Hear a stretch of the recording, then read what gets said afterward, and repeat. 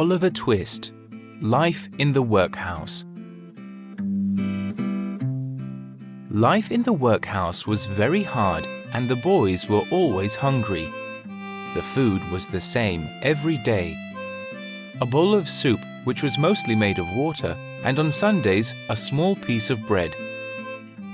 The boys became so hungry that one day they decided that someone must ask for more. They thought that if one boy got more soup, they could all get more. They chose Oliver. The master served the soup as usual, and the boys ate it quickly. "Go on then, go on," they whispered quietly and pushed Oliver with their elbows.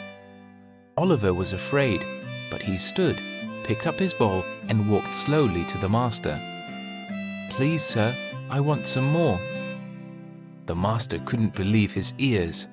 He looked at Oliver's pale, thin face and his empty bowl. "What?" "Please, sir, I'm hungry. I haven't had enough to eat.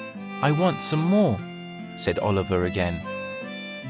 "Mr. Bumble," shouted the master angrily, and he hit Oliver on the head with his big soup spoon. All the boys waited to see what happened. Mr. Bumble appeared at the door. "What's the matter, master? Have the boys eaten?" "Oliver Twist wants more soup."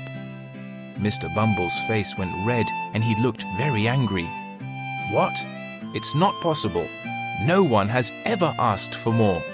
Oliver Twist, you are a bad, ungrateful boy."